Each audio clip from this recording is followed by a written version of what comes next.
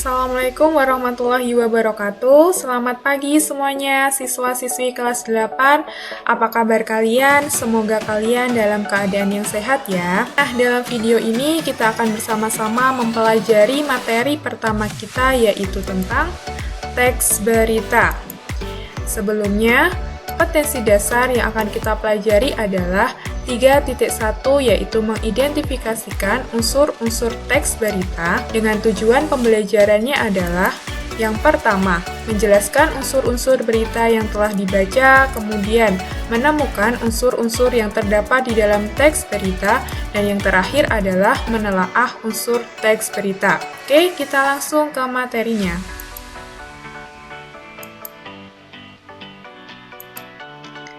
Teks berita.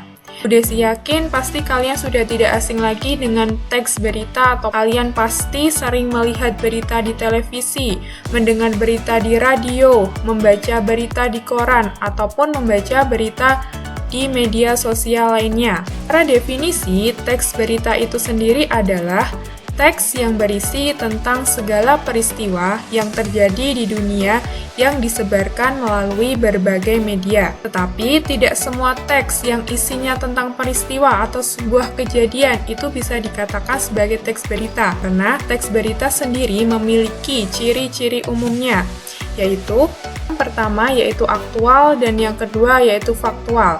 Aktual itu sendiri artinya adalah terkini.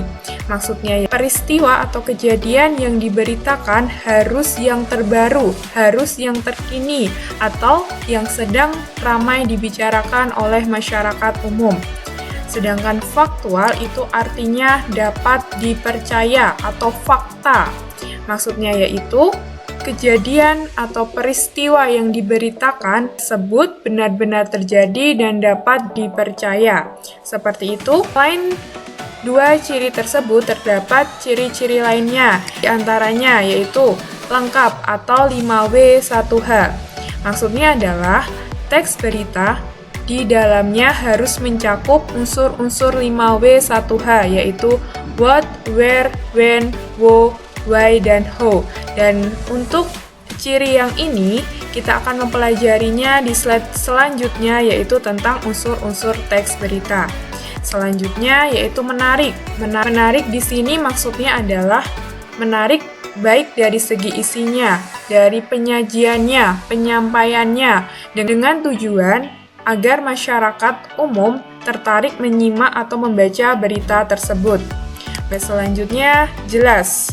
Maksudnya adalah isi yang diberitakan atau isi dalam teks berita itu harus jelas. Kemudian segera disampaikan. Maksudnya adalah berita tentang suatu peristiwa yang terjadi di hari itu harus segera disampaikan hari itu juga kepada masyarakat umum. Selanjutnya yaitu sistematis atau terstruktur. Maksudnya adalah penulisan dalam teks berita harus sistematis sesuai dengan struktur teks berita, yaitu kepala, tubuh, dan ekor. Dan untuk ciri ini, kita juga akan mempelajarinya dalam struktur teks berita dalam materi selanjutnya. Oke, kita lanjut ke slide selanjutnya, yaitu tentang fungsi dan tujuan dari teks berita. Fungsi dari teks berita itu sendiri adalah untuk mengetahui informasi terbaru masa kini yang diberitakan secara langsung. Kemudian tujuan dari teks berita sendiri adalah untuk menyampaikan kepada para pembaca atau pendengar tentang informasi penting. Sudah paham ya maksud dari fungsi dan tujuan dari teks berita ini ya? Oke, kita lanjut ke slide selanjutnya, yaitu tentang unsur-unsur teks berita. Unsur teks berita ini dimaksudkan adalah unsur-unsur yang harus ada dalam teks berita atau unsur-unsur yang membentuk teks berita itu sendiri, yang terdiri dari 5W1H. 5W1H itu sendiri adalah what, where, kemudian ada when, kemudian ada who, why, dan yang terakhir adalah how. What itu artinya apa, where itu artinya di mana, when itu artinya kapan, who itu artinya siapa, why itu artinya mengapa, dan how itu artinya bagaimana.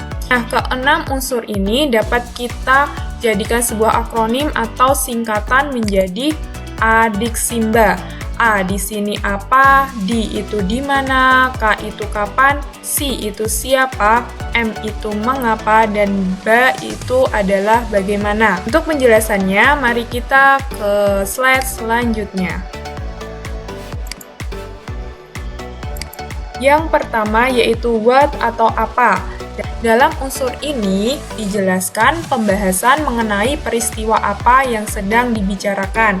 Jadi di dalam teks berita tersebut harus jelas peristiwa atau kejadian apa yang sedang dibicarakan atau yang sedang terjadi. Selanjutnya ada unsur yang kedua yaitu who atau siapa. Dalam unsur ini dibahas atau dijelaskan pembahasan mengenai siapa yang terlibat dalam peristiwa yang sedang dibicarakan. Dalam sebuah teks berita harus jelas pelaku yang terlibat di dalam kejadiannya. Tapi dalam unsur ini tidak harus manusia yang terlibat di dalamnya. Contohnya, semisal ada sebuah kecelakaan, maka wo di sini bisa diartikan bahwa yang mengalami kejadian tersebut adalah kendaraan bermotor.